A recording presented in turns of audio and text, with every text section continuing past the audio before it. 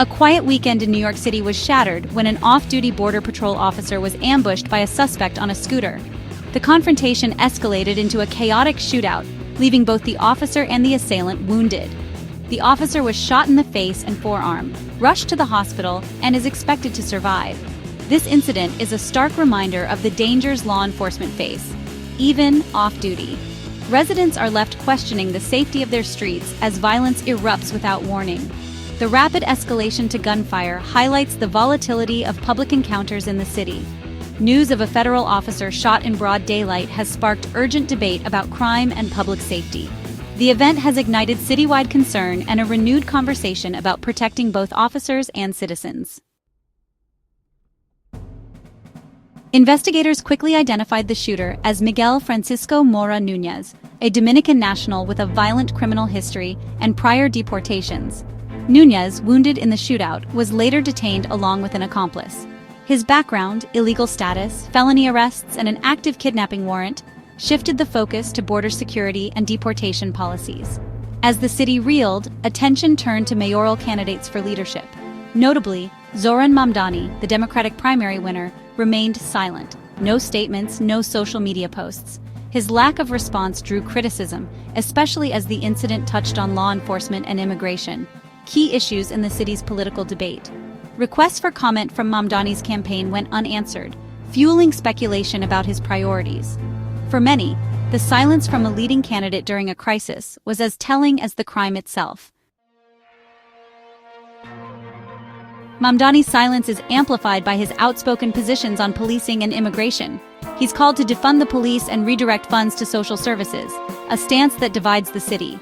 He's also pledged to shield immigrant communities from federal enforcement, opposing cooperation with deportation efforts. As the shooting dominated headlines, Mamdani was out of the country, celebrating his marriage in Uganda. His absence during a major public safety crisis left critics questioning his leadership. Opponents argue his failure to address the attack shows a disconnect from the realities of crime in New York. Supporters say he's being unfairly targeted, but many believe a mayoral hopeful must respond to violence against law enforcement. The combination of his platform and absence has created a leadership vacuum at a critical moment. While Mamdani stayed silent, other leaders responded forcefully. Former President Trump blamed lax immigration policies, calling the shooter an illegal alien monster. Homeland Security officials condemned sanctuary city policies, directly challenging politicians like Mamdani. Tricia McLaughlin accused progressive leaders of having blood on their hands. DHS Secretary Kristi Noem promised strong prosecution and urged an end to sanctuary policies, calling them havens for criminals. These statements turned the shooting into a national flashpoint in the debate over immigration and law enforcement. The language was pointed. This was not just a local crime, but a symptom of broader policy failures. The incident quickly became a rallying cry in the ongoing culture war over border security and public safety. The New York shooting is part of a troubling surge in violence against federal agents. DHS reports an 830% increase in assaults on ICE agents this year, with attacks involving deadly weapons. Recent ambushes in Texas targeted Border Patrol and ICE facilities, injuring officers and highlighting coordinated threats.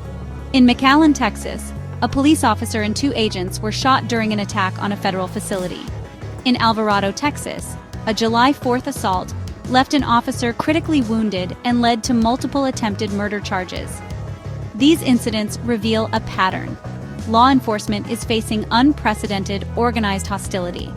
The New York shooting is the latest chapter, fueling debate about officer safety, political rhetoric, and immigration policy. As attacks grow more frequent, the nation must confront how to protect those who protect us.